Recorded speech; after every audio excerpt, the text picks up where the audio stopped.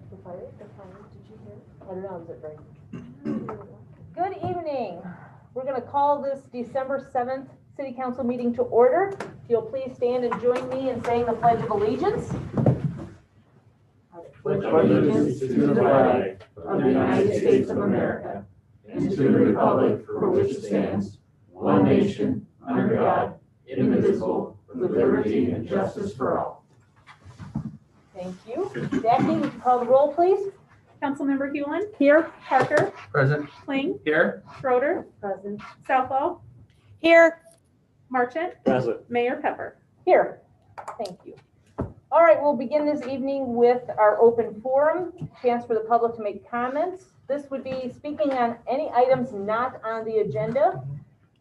If you want to speak about something on the agenda, just do that at the time when we get to that point, but make sure you fill out a form. I think we have anybody. Okay, we'll move on. Next item on our agenda is consent agenda. So there's several things on there, council. Anything we need, questions before we move to a motion? Or I do have a question for Doug on the claims regarding the Doors Inc. payment for the Wellness Center keys. The payments to Doors Inc., not to the YMCA. I just want to clarify if I need to pull that item or not. No, Councilwoman, you do not. That's not something that would create a conflict of interest that would prohibit you from taking action on it. That's more in the, that's not even, it's just not something that's going to prevent you from exercising your discretion. Thank you. thanks, Doug. Motion to approve consent agenda. Second. Perfect. Jackie, would you call the roll, please? Councilmember Hewlin. Aye. Parker. Aye. Kling. Aye. Schroeder. Aye. Southall. Aye. Marchant. Aye. Motion carries. Thank you.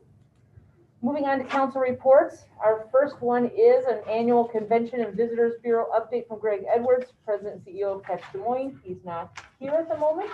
I sent him a text I know he's planning on being here in person. He emailed earlier today, so I don't know if he's caught up in traffic or what, but Skip it. If we're okay, we can skip it. We'll come back to him when he gets here. Yeah. Great. Perfect, okay. Then the next one's Bravo report, Councilmember Kling. Okay, Bravo report, one new project for Bravo. Bravo is now serving as a product manager and fiscal sponsor for an investment by the Community Foundation in forming an equity cohort of cultural leaders. The goal is to address growing commitment and understanding of issues of diversity and inclusion that are central to the success and longevity of the arts. Last month, our own Bravo board held a cultural equity meeting with our board of directors to work on our own equity statement. We had breakout sessions on addressing our own equity concerns and in what strategic areas can we leverage Bravo's current role and future vision to advance cultural equity with our partners and stakeholders across the metro. The Bravo board, the actual full board, met last Wednesday. And the largest portion of board meeting was discussion of finances and the state of the conditions of the metro's nonprofits, arts, and cultural institutions in Bravo itself. And Greg Edwards actually gave us an update, and if he's going to be here now, I won't mention the stuff that he said. So on Bravo's financing, we were able to completely finance the grants that we've already promised. Our FY20 revenue decreased by $1 million. But was better than what we first forecasted at $1,250,000. Our FY21 forecast suggests that our revenues will be down by 50%. And to give an idea, our pre-pandemic forecast would have us giving out grants totaling between $4.5 to $5 million. So might as well just cut that in half right now. We've reduced our Bravo staff from 4, has been reduced down to 2 as a cost saving measure. Bravo is very lucky because it's approximately 6% of all of our money goes towards the administration anyway, so we don't have a lot of administrative costs. But what this means is we're anticipating 50% cut to grants, and that will be a major hit to all of our cultural nonprofits, like the Des Moines Metro Opera, which currently receives approximately $250,000 to $60,000 a year. Our Bravo Gala has been canceled, which was Bravo's largest fundraiser, but we typically make about $125,000 off of that, but we still need that money. So the Bravo director, Sally Dix, reached out to all the corporate ticket purchasers and donators. She's really good at reaching out. And already we've been promised $125,000 and more offers are coming in, so that's good. And at the end of our meeting, Bravo Director Sally Dix announced that the governor would be making a big announcement later in the day. And that announcement was that $7 million will be available to arts organizations. And the arts organizations are the hardest hit of all the organizations in the metro. And so there will be $7 million in grants that arts organizations will be able to apply for. So that's pretty much Bravo. That's a thorough report. Thank you. Thanks. Questions for Bob, anybody? Okay, thank you so much. We have a resolution supporting the George Washington Carver statue project. Move to approve. Second. Okay. Brian, do you want to just talk about that so the public has a little sense of what that is involved in? yeah, thank you.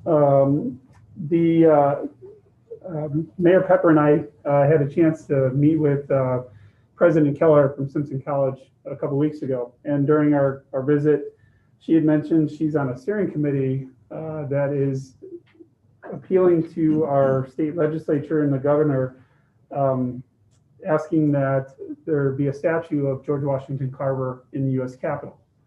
And so she had provided us with some information about that.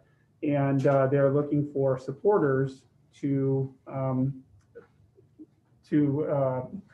appeal to or lobby the state legislature to have this done. So each state has the ability to put 2 statues in the U.S. Capitol. Right now we have, there's Dr. Norman Borlaug is one, and then the other one, which would be, which the committee is asking to be replaced, is Civil War Governor Samuel Kirkwood. So George Washington Carver, if this is approved, would replace that statute. So the resolution is for your consideration, would express support for that, and then we would share that with President Kelleher and the members of the steering committee as they continue on their mission. For those of you that don't know, George Washington Carver started his academic career at Simpson College, so. And was an art student. And was an art student, that is exactly right. Then he wised up. Right. All right, how about all those in favor? No, I need a roll call, please, sorry. Councilmember Hewlin, Aye. Parker, Aye. Kling, Aye. Schroeder, Aye. Southall, Aye. Marchant. Aye. Motion passes, thank you. All right, consideration of the nomination of Grant Dara to serve on the Fine Arts and Beautification Commission for the term beginning immediately and ending on July 1st, 2020. Move to approve. I'm Second. sorry, 2022. Oh, My correction. Move to approve. You're good. Second. Okay. Is that a roll call? No, it doesn't have to be. Okay. So all those in favor signify by saying aye. Aye. Aye. Motion that carries. And then the next one is consideration of the nomination of Laurel Halstead to serve on the Fine Arts and Beautification Commission for a term beginning immediately and ending July 1st, 2022. Move to approve. Second. Okay. All those in favor signify by saying aye. Aye. Aye. Okay, motion carries. Thank you. Moving on to the mayor's report. I just want to thank our partners, IMU, for being here tonight. We look forward to hearing your report, so thanks for coming in. Also, as we just talked about the Fine Arts and Beautification Commission, all of our commission openings are on our website. If you're interested, citizens, please feel free to apply. They're on our website under governance. There's a couple of different roles that are open, so we'd love to see you apply for those. We had last week 2 successful ward meetings. They were wards 1 and 4. So thanks to those of you that participated in those. Glad some of our citizens could join us. But don't worry, there's 2 more coming up next week. Ward 2 is on Monday and Ward 3 is on next Wednesday. So if you're in those wards, please feel free to join us. But if you want to join us, anybody is welcome. We will let you in and you can ask questions. It's not a speaking questions. You can just type in your questions, but we will answer them nonetheless. So hope to see you there. I also want to thank Simpson College and Warren County on reaching out and working together with us. Simpson on this request for the Carver statue and Warren County on some agenda items that are coming up later. That's really nice. We like to partner with our colleagues around the city and the area. And then the last one is I'm getting to attend the Mayor's Youth Council on December 14th. Can't wait to get to visit with them. Unfortunately, we can't have our holiday party together. We have to do it via Zoom. I was going to bring cookies, but still, it'll be fun to see them. Virtual cookies are better. Virtual cookies, okay. Last longer. Yes, yes. And Pam, before you're done, Yeah, there are more openings on the Fine Arts Commission. There are, so yes. I want to bring that up if anybody's interested. you're right. We have a few more spots. So please, please, please take a look at those. That's what I have for you this evening. So then let's bring our friends up from the Indianola Municipal Utilities Board to give us an update. Mayor and Council, thanks for some time here to kind of update you guys of some items of mutual interest. I think since the last time we spoke a lot about the conversion. That conversion has gone well. We're operationally normal. We're kind of in that maintenance and normal operations mode there. Last week or a couple weeks ago, we met with some city staff to finalize and discuss some options for reporting going forward. That's kind of an exciting hurdle or an exciting place to be. We're now kind of in the 3rd and 4th month of, I'll call it normalcy there. So we're developing those processes and procedures and getting those refined. So things are working well as far as that goes. Our audit field work has been complete. Robert and Chris have been working feverishly getting that report into shape, and we're in a position where we feel confident and we've got our finalized numbers in place. The remaining items there are, finishing up that report, and I think they're Chris and Robert are working with some city staff to finalize some of the remaining reconciling interdepartmental balances. So once that's complete, we've got some more action going forward. The third item I have for staffing, we've been operating one position in our utility services staff short. We have hired that position. That person will start on the December 15th. So we're excited. They are a longtime Indianola resident, so we're excited for that. I think she is excited and going to be a good addition to our department. The fourth item we've talked about in some of the trustee meetings, but with our billing system and being able to insert more things in the mailing because we've got a larger scale mailing operation. We're going to create a newsletter, a quarterly newsletter at this point. And so we're excited about the opportunity to kind of reach out and inform people in a little more universal manner. Everyone's getting those bills. We'll get these items of interest. And the final update item I have, the fifth point, by the end of the year, we'll reach 2,700 fiber customers. 2,700? 2,700. And that is the business plan goal was 2,800, and that was at the end of the fifth year. So we are, probably even with the COVID delays and the COVID slowdowns of those installations this year, we're still going to probably end up the year about 14 months ahead of plan. So that's a testament to the hard work of those fiber people. That's 2,700 installations. That's a install staff of 3. And even with, like I said, even with those COVID protocols, we managed our rolling average is 1 service installation every hour for both fiscal year 2020 and the current operational year. So for the fiscal and calendar years, we're making that 1 service installation per year. That is, that's tough. It's certainly, sorry. Per year, that would be terrible. Yeah, it's a little bit greater than that. Yeah, 1 service installation per hour. And, in talking with the other communities that are upstarts also that are both ahead of us a couple of years and just starting, they are absolutely amazed at 2,700.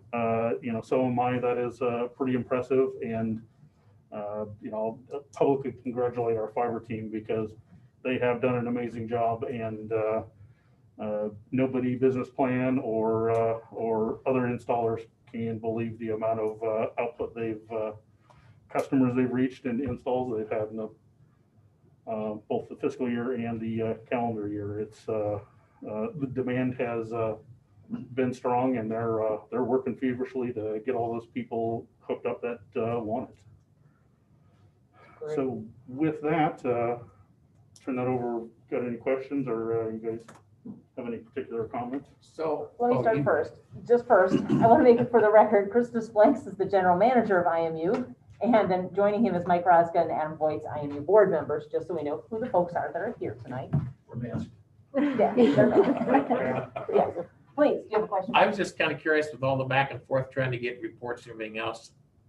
Where are we with everything? Are we just about resolved, or are we? At our meeting, I provided Jackie some the template of what that reconciliation will look like. It was well received and positive, so I think we've got a report that'll work going forward. So that's not been shared with you guys, Bob? The report itself hasn't. No. The mayor had a summary that went out to everybody. Where we're at with the treasurer's report, they're still working on finalizing the treasurer's report between for IMU and the city. So we've got, there was a couple of remaining issues with the treasurer's report. And then we agreed that we would look at with Robert the report itself for any sort of the financial needs on the reconciliation.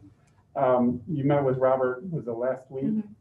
Late last week while he was finishing up some of that field work to get his thoughts on that. And then we've got our regular meetings of December 17th is when we have the follow-up to go through any of the other open issues. But there's a couple different things with the conversion and the reporting that when we met, we talked about treasurer's report, then taking a look at the template that Chris gave us to make sure that would work with us, met with with Robert to say, okay, and now it becomes building that up and then working on reconciling some of the stuff, September through, or November. May through. Yeah, May through September. And that was the one, as part of the comment, just we're going to work on making sure we can get to that point. And we recognize that it's not going to necessarily line up to the penny, I think is what we talked about. But that was, Councilman Kling, that was in the report that Mayor Pepper had shared. I just want to make sure Yep, everything is. yep, and then we'll touch base Yeah. again on the 17th, and then we talked about touching base after the new year about future reports, or what are the things we need to keep moving forward. Yeah. And other ways we can slice and dice the data. So, yeah, I commend you on the newsletter. I think Yeah, that's a that's a great idea. That is, Mhm. because I probably hear that more than anything is not understanding how things, the whole summer versus winter rates and stuff like that. And I don't totally understand it. I just, Yeah, and we've talked about that at the trustee level too, that it's not always an easy explanation on some of the things that we have to explain, the rates and those sorts of things. And so I give kudos to Chris for coming up with the idea to do that newsletter. I think that's great too. when will the first one come out? Right now, it's looking like it will come out with the January 1st bill. Good. And then you know, quarterly again- from there. Yep, and then it'll be quarterly from there. That's great. I agree. I think that's a great step to continue to educate the public. Yeah, it is, it's absolutely, when we are in a position where we're putting all this stuff and mailing it out, that marginal cost of getting that information out is much smaller than, the full lift of mailing and providing. So, I think it'll be a valuable addition for the small marginal cost that will incur to do it. a great way for marketing of the fiber. Absolutely. Yeah. We've been drinking out of the fire hose, so it's one of those things where, again, we're real happy that we're doing it, but it will give us an opportunity to do that. Unfortunately, we're coming up time of year where it's gonna be tough too. Yep. Can I just circle back? When you first talked, and that was when I was on council previously, when you talked about fiber, laying out the fiber and the staffing, I'm just wondering, can 3 staff, is that where you want to be, or do you need to hire some more people? That's just a lot of installs for 3 people. Yeah, and with the total staff of 6, there's 3 people that operate the infrastructure and the environment, and there's 3 people that are going out to people's homes. I think that's a good long-term number. Long-term, as those installs start to slow down, as we saturate the community, that probably is a good and ideal number. It certainly, we knew going into it that 3 was going to be a lot for that initial demand, and we did do some subcontracting work to try to supplement those 3 guys. So it was a balance of we have our staff installing it, we can do it much cheaper than paying and installing it, and so. There's some decisions and discussions about the right ratios and then the dollars we've put towards this for contracting versus in-house installations. And so, ultimately, yes, it's not a whole lot of people for the amount of work that's been done. And, they have been drinking from the fire hose as far as those installs. It's been go, and, they've done very well because I think each one of them everyone's excited about the fiber product, and every one of those install guys is well received and happy to be at that location because people know what they're getting. It's just a matter of it's been overwhelming during the initial 18 months installation phase. As we start to normalize those installations, it should be the right number. Okay. Let me chime in there real quick. I mean, our goal and what we've asked Chris to do from a board perspective is to try to have that lag time be no more than 2 weeks. So from the time something's filmed to really get into their house, There was a point in time where it was significantly longer than that. And so they worked very hard to get those numbers down. Sometimes we're a few days over that, sometimes we're a few days shy of that, but that's been our expectation. And And that's we're been, there. that's been complicated by COVID too, because people Oh, yeah. are moving in, working. But there was a at point in home. time where we were allowing people only to do one install a day. They'd go into a house, they'd go home, they'd shower, Yeah. it was a mess. Yeah. And we had troops spread out all over the place, so Right. it has been complicated. But you're holding at that 2-week timeline is right now, Yeah, is where kind of where you're at. Yeah, Is that right now, if you comparable called to- up tomorrow, weather depending, obviously, ground frozen up and the installation can get complicated, but Okay. right now, you'd be looking right at 2 weeks on that install turnaround. Good to know. Thank you. And is that comparable and kind of average for how long it would take anywhere from any company or any community or? I I think for don't the amount of know. work that we're doing, we talk about some existing phone providers and the like, where that infrastructure is there, or the infrastructure is installed from the Right. beginning. Their hookup is quite a bit, it's lighter lifting. We're trenching in fiber, we're putting in conduit and, Right. doing that install ourselves. So ultimately working, arranging that fiber installation from its conduit drop to the actual in the house hooking things up. Yep. 14 days is, Pretty efficient. that is pretty efficient, Okay. absolutely. Yeah, I just don't know, I don't have a basis for comparison on that. So, Chris, are the 2,700 customers, are those new customers, or are those the MCG conversion customers, or how do you convert, how do you bring the conversion in with the new customers? Those are total new customers. They included the MCG conversions. And with those MCG conversions, it wasn't a simple process either. There was some of that infrastructure that was done. So drops to the house weren't necessary. But as we did some splicing both on the outside and going to re-hook up the equipment that we're going to be utilizing, that it still was how many MCGs did we have, Chris? 450. I was gonna say under 500, so that gives you an idea Yeah. of what we've done. Yeah, 'cause that was pretty much the east side of town. So. Yeah, you're right. Heather, did you have a question? I do. Yep. The team of 3 that you talk about, are they solely installation, or do they do maintenance and repairs as well? They'll do the maintenance. Those would be the people, if you were having difficulty, hey, I just can't get this to work. Right. Those install people would be the same people that come on and do the troubleshooting Sure. when that's necessary, or any of the troubleshooting that they can't do from from our facilities. Yeah. It would be those 3 that come out and do the final troubleshooting or replacing any equipment that has broke. do you have much of that? That's what I was just going to ask. Is there much of that I haven't had a moving forward? bit of trouble with mine since I got it. I mean, Really not. one I mean, It's still pretty new. there's Yeah. one Yeah. off. True. It's electrical equipment, it can go out, it can fail.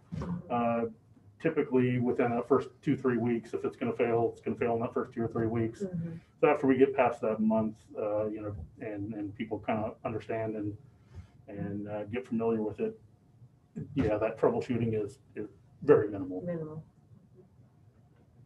Thank you. Other questions? Thank you, gentlemen, for being here. Really Thank appreciate it. Thank you. Thank you. We'll be in touch about moving forward, so appreciate it. Council, I don't know how you feel, but I see that Greg Akewood has joined us, and I thought we could circle back to him. Sounds good. Greg, please join us. That's all right. Did you forget where we were? I went to Pleasant Hill. No, I had this on my calendar for 6:30, so I am really sorry. And I even looked at your agenda last night, and I thought I was sitting out in my car drinking beer. Thanks for letting us know. Yeah, we could have come out there. Yeah.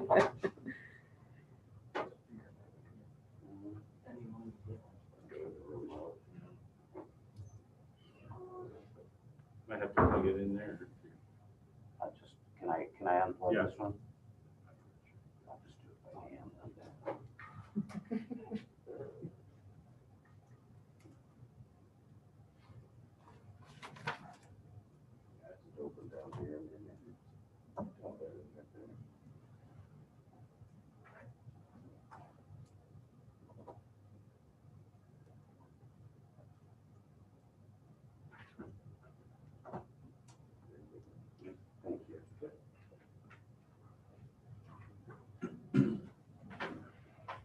Well, it's a pleasure to be here.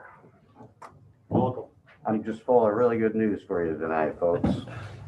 Um, as you can imagine, with this COVID pandemic, it's just been devastating to our industry. Nationally, the national stats show that 1 out of every 10 people work in the travel industry. Obviously devastated the country. It's devastating us here.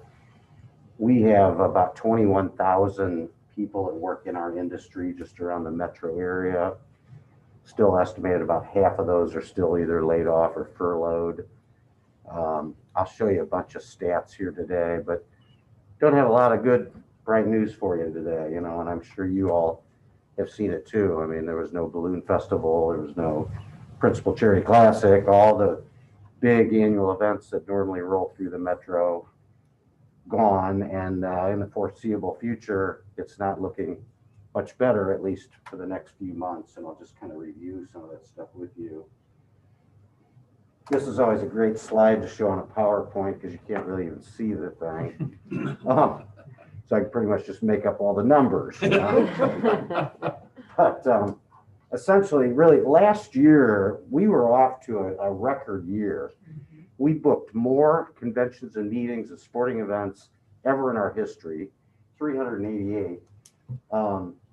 We had more impressions on our social media, our web traffic, all of those great kinds of things. Off to a great start. The Iowa caucuses, other than perhaps the eventual results, didn't work out very well, but huge, huge numbers in January, February. So really off to a great year, and then boom, COVID hit, and things just kind of went downhill from there. Are you only seeing this up here? I'll send this to Ryan. Has this too that he could share with you guys if you want to look at this. Since COVID hit and these numbers change weekly, we've canceled 335 events, meetings, conventions, sporting activities. Estimated impact of over $293 million for the local economies. These are just groups that we are responsible for, that we actually booked and touched. Doesn't take into considerations hotel meetings and other activity around. So those numbers got to be well over in the thousands range. Quick chart here. As I mentioned earlier, last year we booked 388 conventions and meetings. Thankfully, most of those things were 21 and beyond, because most stuff we work on is way out into the future years. Some of those have, in fact, either postponed or canceled altogether, but primarily a lot of things in the futures have just postponed, thankfully.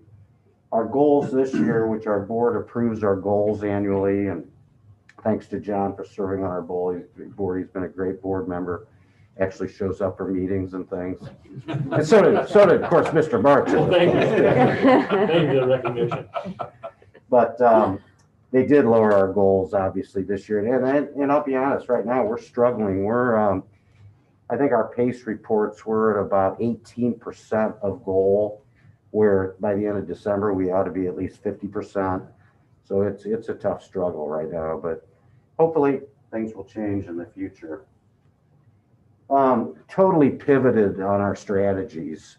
Our budget this year went down 54% from where it was a year ago. So we really had to pull in a lot of the activities that we generally do. Most of those were canceled anyway. A lot of the trade shows that we attend, the sales trips and things like that. But had to really cut back on our advertising as well.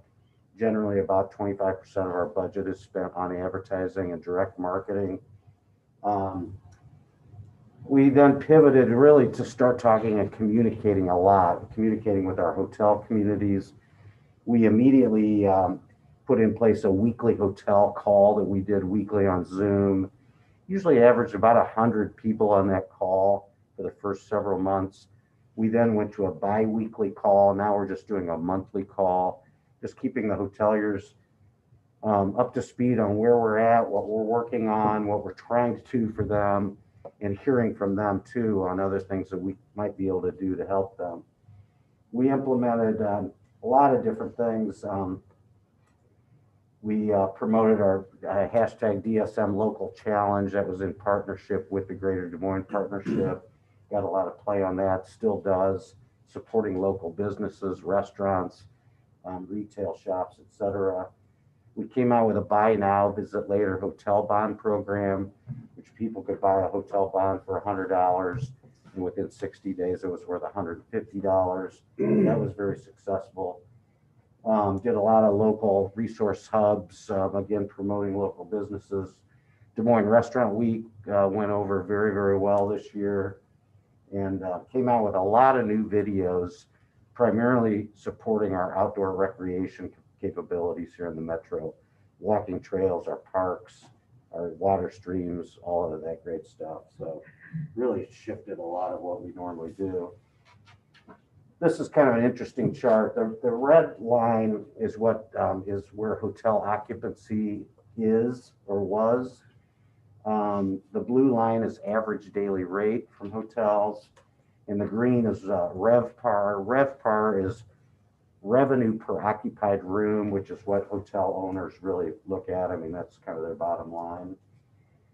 You can see the huge dip. February, again, great month. Iowa caucuses began to dip in March, took the biggest dip down into April. Started hiking up a little bit. You can see a couple spikes. The one spike in July, we were able to bring in the Nike Tournament of Champions, which is a girls basketball tournament, girls from grade school up through high school level. That was supposed to be in Chicago at the McCormick Place. They got booted out of Illinois, and we were able to snag onto that. That brought in about 1,000 people on a 3-week rotating basis. So that really helped boost a little bit with the hotels and restaurants and what have you. The August spike, we shifted a lot of our advertising to talk about, come to Des Moines, get away. Even if you live here, you've got cabin fever by now. Go spend the weekend in a hotel, do some outdoor activities, all those kinds of things. But the other spike in August was due to derecho, believe it or not. And I'll show you the weekly chart here in a minute. You can really see where that spiked. We follow occupancies by week through the STAR reports that we receive, which is a big national firm that tracks all this stuff. Again, you see that big spike in July, July 5th through the 11th. The other spike in early August, that was derecho, which was that really the high point, almost reaching 70% occupancies that week. Now it's starting to really dip. I mean, we're down. The last week that we've received anyway was Thanksgiving week, and we were in the 20 percentile for hotel occupancy. Average daily rate. This is a chart that we share with the board. Actually, the red line is from last year's actual. The blue line is what we budgeted this year, and then the yellowish green line is where we actually are. So thankfully, we budgeted very conservatively, so we are hitting above what was budgeted. So that's some good news anyway to this point. Different strategies. We've obviously focused on what's currently on the books. Every day we receive calls from groups that are saying, hey, I've got a large convention in May. We're about ready to pull the plug. What do you think we should do?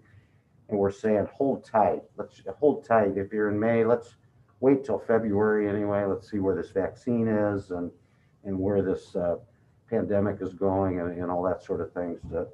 Don't get everybody in a panic mode right now is really our message. We, a couple years ago, came up with a national planner advisory board that we'd selected 20 national meeting planners, corporate meeting planners, sports planners, and made kind of this mini advisory board. We've been meeting with them now quarterly just to find out, what are you doing with your association conventions? What are you doing with sporting events? It's all kind of the same story though. Not doing anything right now. There's no business travel, all those bad kinds of things. So we also do that with our state associations. We formed a panel of about 12 different of the large state associations, Iowa bankers, Iowa school boards, some of those larger ones and communicate with them on a regular basis as well. Still trying to keep right in front of these planners, because when they do start planning, I mean, really, it's our organizations across the country that can really start kickstarting this economy back to where it was once we get a green light.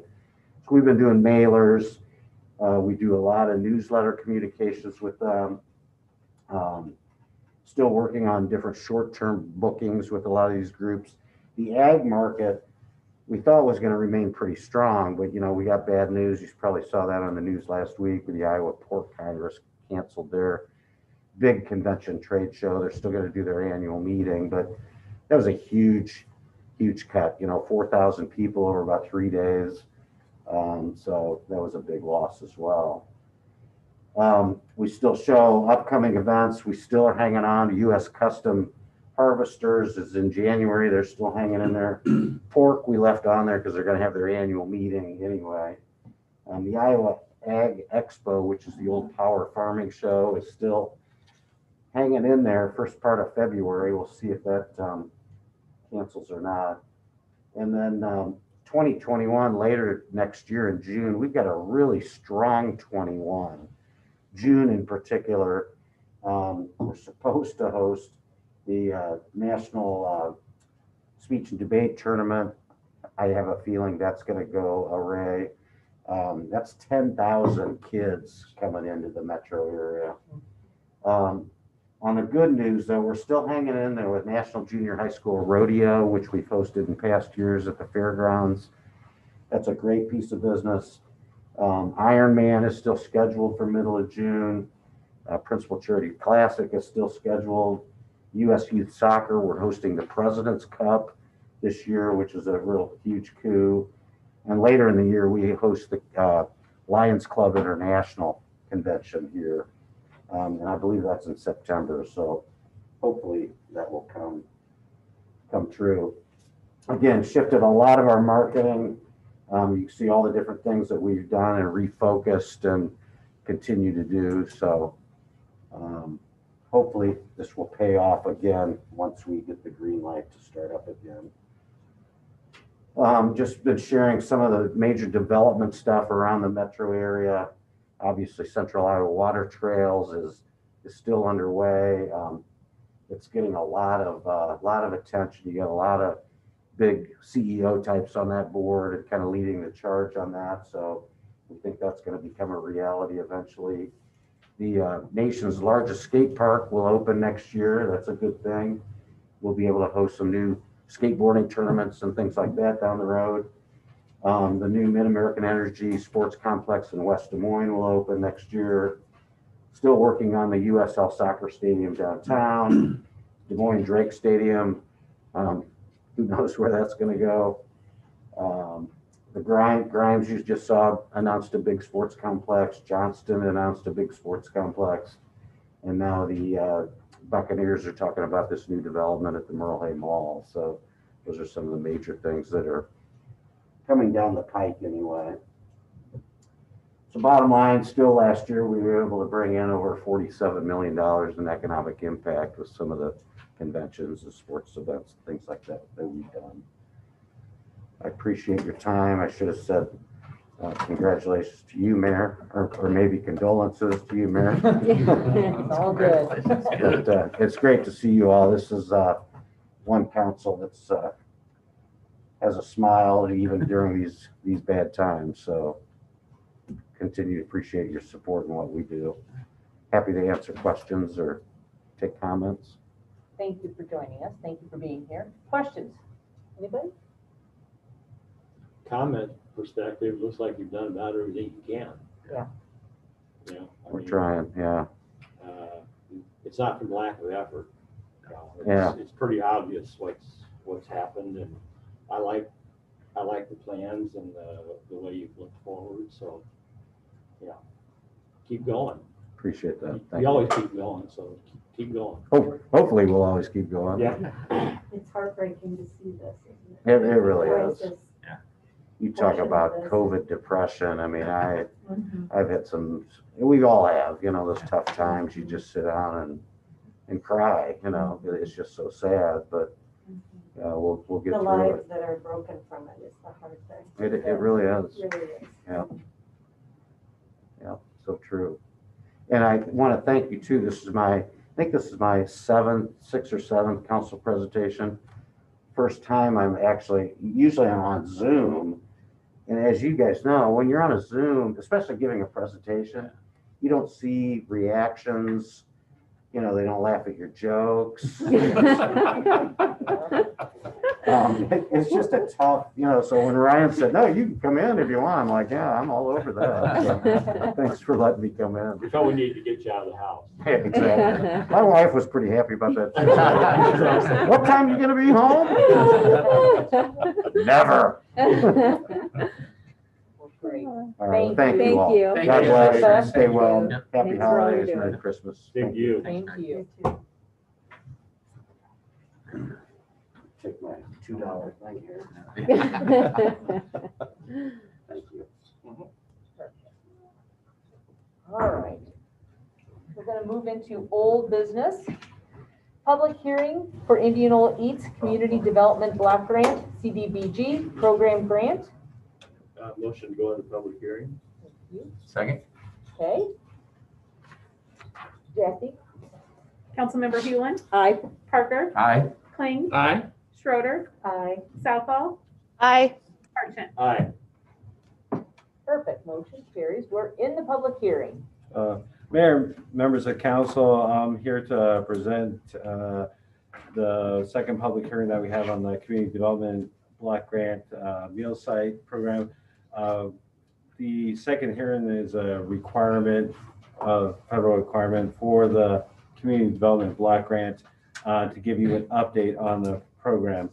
The program was a success. We were awarded $62,700 and the program spent $62,504. And in partnership, the Central Iowa Shelter and Services, in partnership with the Helping Hand and the Chamber and with 5 restaurants in the community, they gave out 7,188 meals. Participants there were 717 over 60 years old and 1,200 under 18 years of age. So pretty good turnout with that. As you recall, the program was critical during the COVID-19 pandemic time period due to the closing of the restaurant to help support the restaurant industry and also to help support families in need. There was no, entire amount was benefit low, moderate income persons within the Indianola area. And then, of course, there was no displacement of any persons that was required for the project.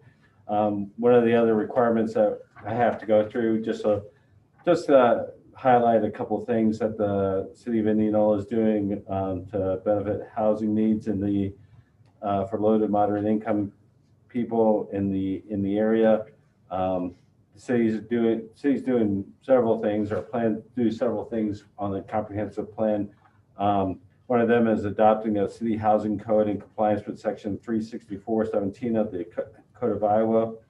And once the city reaches the population of 15,000, that will be here shortly once the results of the census comes out.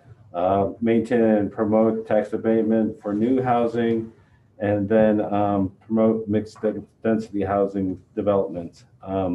Welcome any public comment. Anybody wants to call in or send us an email, cityclerk@indianolaiowa.gov. I don't believe we received any comments up to this point. So following this, with the second public hearing, we'll be sending the invoices that we received, the council approved for payment, and sending that off to Iowa Economic Development Authority for reimbursement from the program.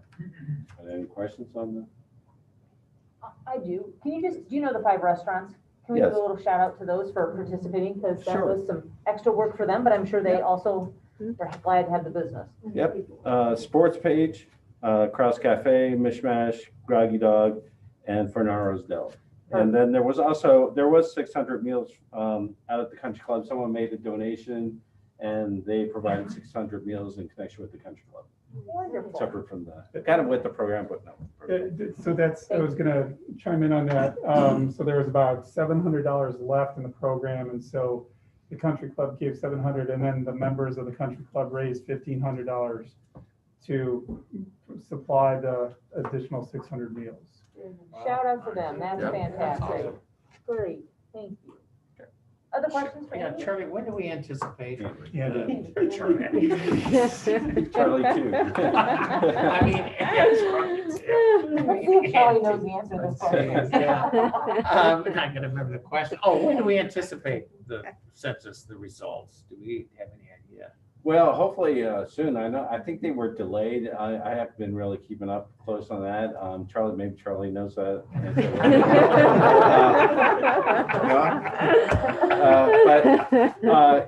I was trying to remember back in 2010 when we got the census results, and that actually increased the amount when I was at my former place of employment, when that actually affected our road use tax. And I'm trying to think it was the spring following the year.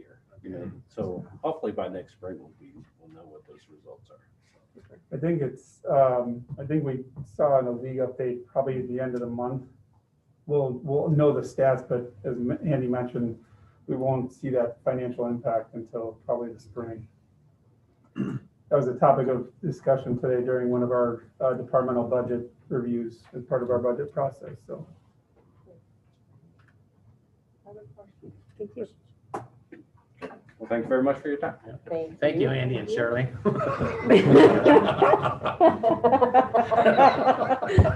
And I think we need a motion to go. Motion to go out of public hearing? Second? Okay. Councilmember Hewlin, Aye. Parker, Aye. Kling, Aye. Schroeder, Aye. Southall, Aye. Marchant. Aye. Perfect, motion carries. Thank Just- you. Ryan? Just really something to add for those that are watching at home. Because this was a federal grant, that's why we had to go through and do the second public hearing. And as Andy went through, he had to make sure that a number of the things that he talked about were included in the record. So that's part of the CDBG grant requirements. So for those watching at home wondering why we're rattling off these points that really don't seem to make an impact or have a correlation to food, that's why. They were good to hear. All right. Next item, verification of vacation of public roadway formerly known as Dayton Street, now known as Detroit Avenue, within the Simpson College campus. Motion to open the public hearing. Yeah, Second? okay. Jackie? Councilmember Hewlin, Aye. Parker, Aye. Kling, Aye. Schroeder, Aye. Southall, Aye. Aye. Motion carries. All right, we're in a public hearing about that. And there's Charlie. Mayor and council members, Charlie DeSalle, Community Economic Development Director. Quick background on this one. So Simpson College is in the process of, I believe, refinancing some bonds, and doing so they're trying to get clear title to the ground they own. One issue that did come up was these areas outlined in red here. This is Detroit Avenue right here. This area previously called Dayton Avenue. Another road that comes off of B Street right here was actually called Steam Street at one point, and then some alleys in this block. Obviously, Simpson College owns that land. They've got buildings on that land. At some point, who knows, those right-of-ways probably were vacated in some way, shape, or form, but there is no formal record of that. So Simpson College has asked the city council essentially to assure the vacation of those and get the clear title to them. So if there's any questions on that, I would be happy to answer them. Okay, no question. Thank you, Charlie. I think we need to. Motion to close the public hearing. Perfect. Jackie? Councilmember Hewlin, Aye. Parker, Aye. Kling, Aye. Schroeder, Aye. Southall, Aye. Marchant. Aye. Motion carries. I think we're now looking for a resolution authorizing the vacation of a public street and the conveyance thereof. Move to approve. Second? Okay. Jackie, please. Councilmember Schroeder, Aye. Southall, Aye. Marchant, Aye.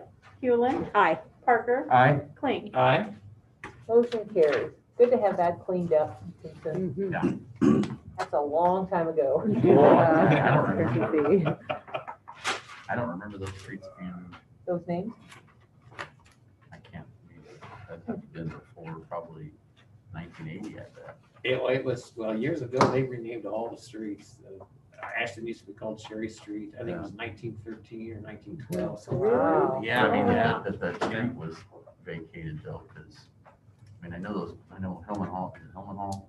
Yeah, and Hillman then and when they built the addition on to church there, or the music building there, but that all happened early 1880s, so, yeah, it's been a long time ago, so, Not too funny. So the football field. yeah. Yeah. All right, we're gonna now talk about Series 2020A bonds.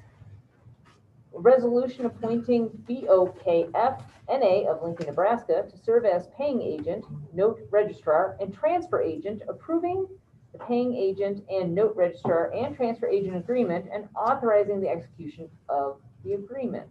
Move to approve. Second. Okay, Andy, do you want to talk about it first? Yeah, Mayor and Mayor, members of the council, I'll cover the next four resolutions here that deal with the bond notes. As you recall, the council took action to move forward with the bond notes. 2020A series covers the streetscape project and half of the aerial truck, and then also the refinance of the 2012B series, and then the 2020B series refinances the 2013B series, and that's separate because, as you recall, it's a 501c3 series with the Wellness Center. And so that qualifies under a different set of tax codes, so it has to be separate. There's two resolutions for each series. They're basically the same. The first one designates Bank of Oklahoma Financial as the paying agent. The paying agent, they're the ones that make sure that we make the payments. There's three different payments. There's half the interest on December 1st, half the interest on June 1st, and then the principal payment on June 1st. They withdraw that from our bank account, and then they make the payments for us. So they're the paying agent. So that first resolution for each series authorizes them to do that. The second resolution in each of the series just formally approves all the forms and documents that we have to sign and to execute the bond series.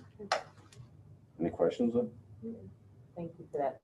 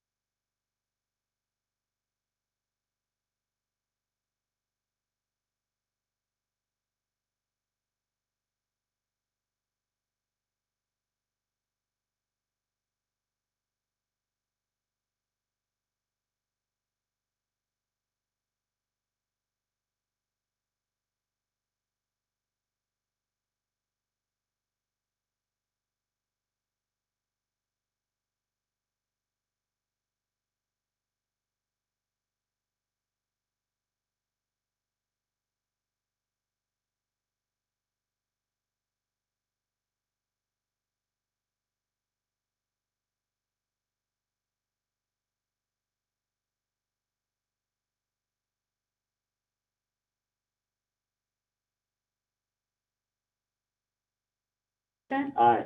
Hewlin, Aye. Parker, Aye. Kling. Aye.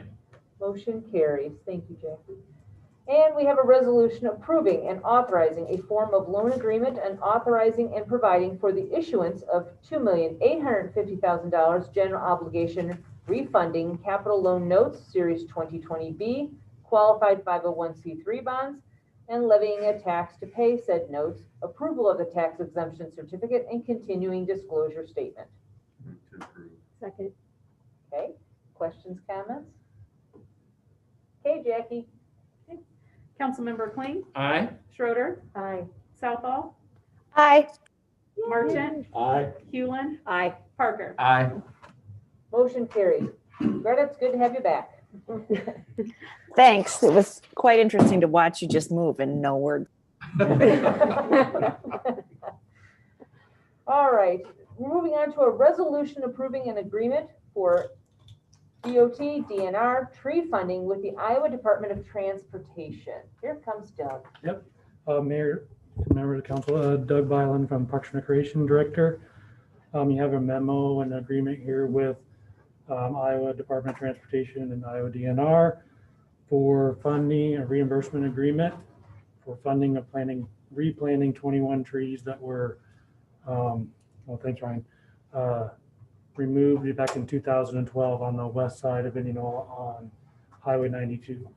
So you can see on here, the circles are the 21 trees that we're looking to plant. They're kind of similar locations to what was there back 10 years ago. We will go off our RFP to try to get them planted. We'll have to maintain them, water them, trim them up here for the next 3 or 4 years. And then the DOT will reimburse us for the cost of the planting and the trees. Good deal. I'd just like to say thank you. I've heard about this from a lot of constituents in Ward 3 because they've been gone a long time. So we really appreciate having those replaced. And I know it's a good amount of work and paperwork and that kind of thing, but it really is an important thing to that part of town. So I agree. thank you. Agreed. Thank you for advocating for it too, Gwen. Is Thank it certain you. on And thanks trees to the ward that you're residents. planting? They're all They're three all up there. listed there. They're right there, I see it now, yeah, Red okay. oaks. Yep. Trying to maintain a diversity of species for, That's good, yeah. you know. Doug, tell us the streets when they'll be between what and what? That's FS there, right on, and then right next to the veterinary clinic, right next to the activity center. Thank you. So there's no And real so streets again, yet. there'll be red oaks and what other kinds? The linden trees and honey locust. Beautiful. Great addition. So do you guys want to make a motion about this or? Move to approve. Second. Good. Jackie, please. Councilmember Kling, Aye. Schroeder, Aye. Southall, Aye. Marchant, Aye. Hewlin. Aye. Parker. Aye. Nice job, Doug. Motion Thanks, carries. Doug. Thanks, Doug. All right, on to new business. Resolution approving Title VI assurances and agreement. Andy. Mayor, members of council, the Iowa Department of Transportation is the lead agency to ensure that local agencies in the state of Iowa comply with Title VI requirements. When we receive federal funding, that's mainly dealing with making sure that we don't discriminate based on someone's sex, race, and also disability. So in these agreements, the city pledges that we won't take part in that, and we'll make sure that there is no discrimination in any of our programs. And then to post notice that if someone wants to file a grievance that they feel they've been discriminated against, that the notice designates myself as that person that they would come and file that grievance with. And then there's a whole set of chains. If it's found that we send that to the Department of Transportation, and then, you know, if it's that bad, then it can be investigated by a federal agency. Part of that also is that we designate a person who is our ADA coordinator, and that coordinator will be our Public Works Director, Akhilesh Pal. He's had some experience of that in his former employment, So mainly that deals with stuff around our facilities and then also the sidewalks, the ramps, things like that. He'll put together a transition plan. I'm sure he'll bring that before the council later on. He's already built some of that into his budget to work with the consultant to develop that plan. So we'll be moving forward with that. If you have any questions. I move to approve the resolution for the Title VI assurances agreement. Second. Thank you, Andy. Jackie, will you call the roll, please? Councilmember Kling, Aye. Schroeder, Aye. Southall, Aye. Marchant, Aye. Hewlin, Aye. Parker. Aye. Motion carries. Thank you. And we have a resolution approving a professional service agreement with Jetco to perform lift station upgrades in the amount of $48,819. I think Rick was going to chat about that. I think he's joining us via Zoom. Yes, I'm here. There he Yeah, is. thank you, Mayor and Council. Yeah, this project kind of consists of upgrading the controls at the west lift station, along with 2 other lift stations. The controls are outdated, and they're once we get the new plant with the old controls that we have now, we won't be able to link up to the new wastewater plant. So this will bring the 6 of the 7 lift stations up to date, and the 7th one, the south plant, will be worked on probably next month or so. We're gonna in the design stage on that to get that upgraded. So once the new wastewater plant's up and going, we'll be able to link everything right to that new SCADA control system there. So, any questions? Very exciting. No. All right.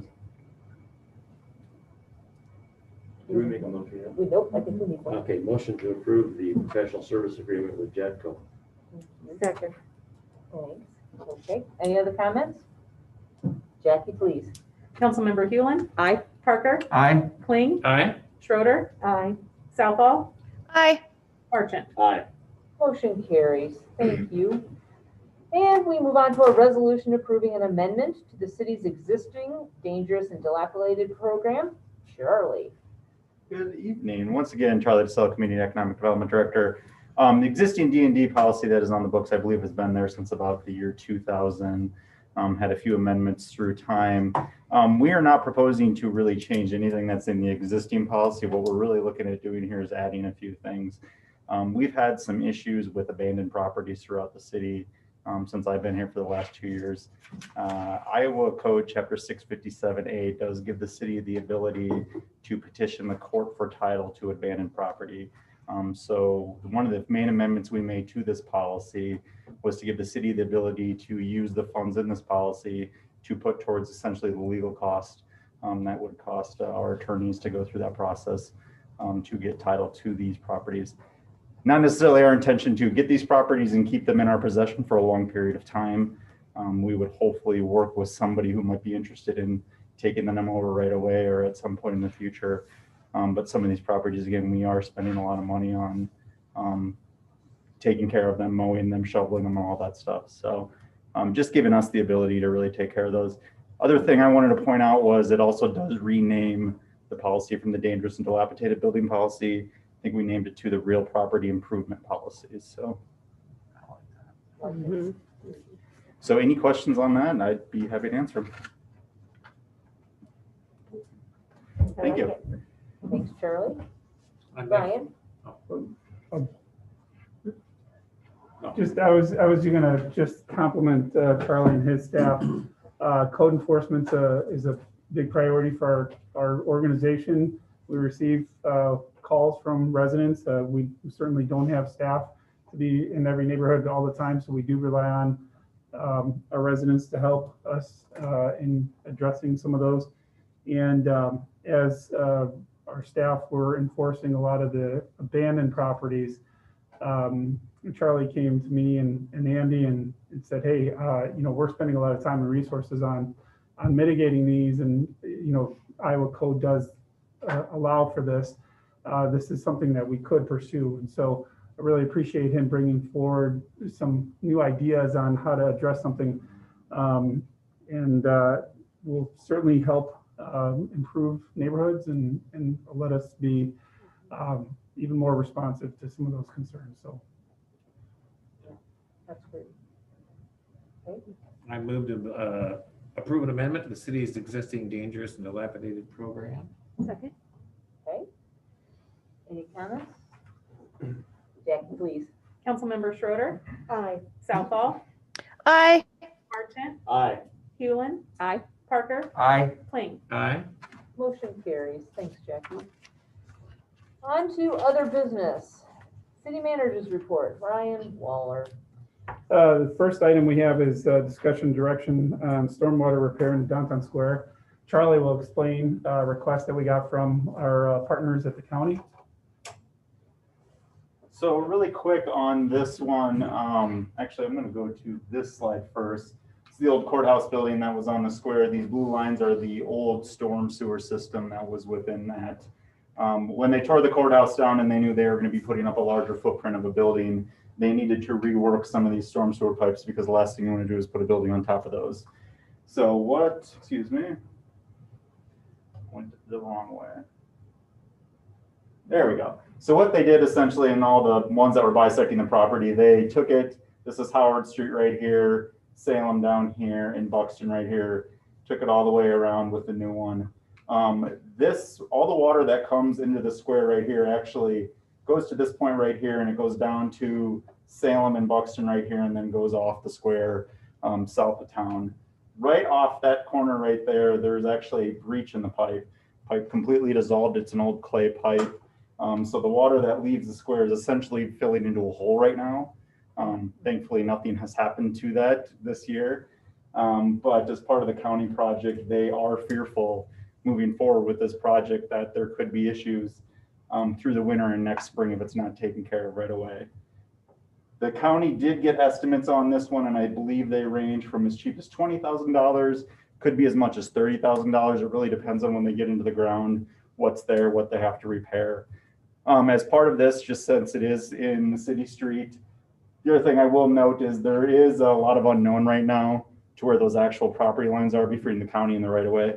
As we've worked through the streetscape project, we've come to know that the boundary lines that you might see on Beacon probably aren't exactly what they are. So we're in the process right now trying to figure that out and working with the county to get that resolved. So with that, they did ask us to just share in the cost of this item, 50-50 cost. So I think the request that we have at council would be to ask for up to $15,000 in assistance.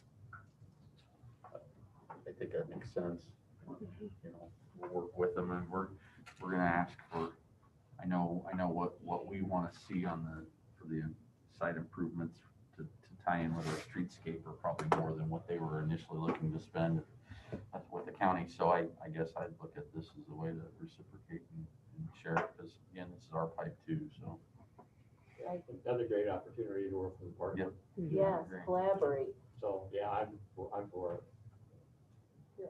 Others? Good to work together. Yep. Did that get you what you needed, Charlie? I believe so. Yeah, we just have direction now. They'll go through and we'll have to work through the details, and then there'll be some action brought before council to authorize that formally. But we did have as part of the streetscape project, we've had a lot of coordination meetings with our utilities, with the county, just making sure everything's timing right. We're all working together. They've been great partners as part of this. And during a call, was it last week, Charlie?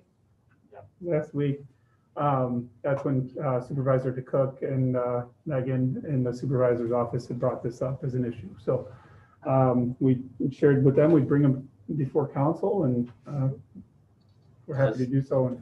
Is this something that TIF funds can be used for, or? We'll work with Andy and staff will work on identifying what's appropriate funding, possibly reserved, but. Okay. Great, thank you. So thank you, and we'll report back. Good. We need to receive and file a correspondence from November 13, 2025, 2020, weekly updates from the city manager, Ryan Waller. So moved. Second. All those in favor signify by saying aye. Aye. Aye. Motion carries. Thank you, Ryan, for those wonderful updates. And then we need to enter into closed session in accordance with Iowa Code Section 21.51C to discuss strategy with legal counsel in matters that are presently in litigation or where litigation is imminent and where its disclosure would be likely to prejudice or disadvantage the government. I so move. Second. Jackie? Councilmember Schroeder, Aye. Southall, Aye. Marchant, Sorry. Nice try, Parker. You're not getting the whole award for. You just couldn't wait. Sorry. Couldn't wait. My mind was on other things. obviously. No different than me saying aye when I'm supposed to say present. Right. I Sorry. mean, what is going on with that? For the record, I'm voting aye. I will be an aye as well.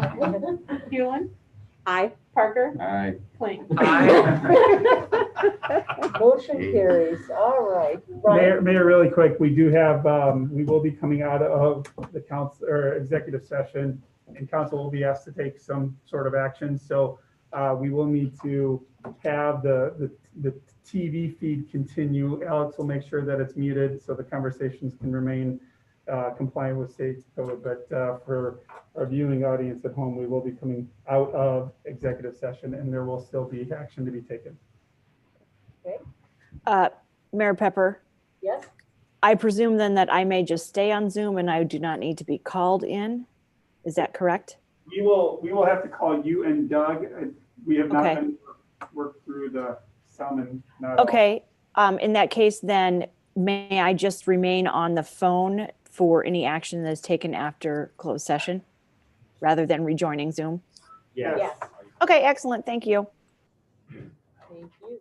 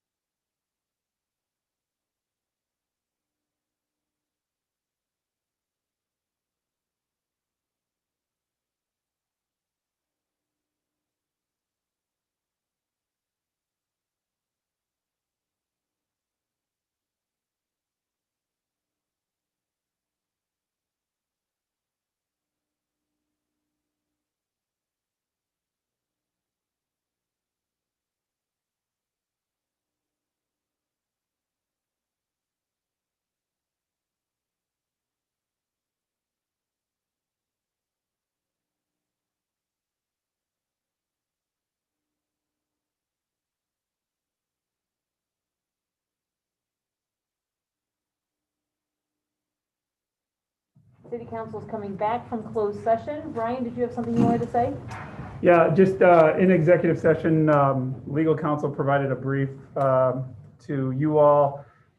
It is a matter that involves our partner agency, and the item will be coming back, and we'll put it on consent agenda for the next council meeting following a review and acceptance or approval by IMU. So that's for the record. We did share going in that there would be action coming out. So since there's not going to be action, that's want to make sure we're closing that loop with our viewing audience and the members of the public. Thank you, Ryan. Appreciate that. Well, council, if there's nothing else to come before us tonight, how about we adjourn? Move to adjourn. Second. All those in favor? Aye. Motion carries. Thank you so much. Thank you. you. Thank you.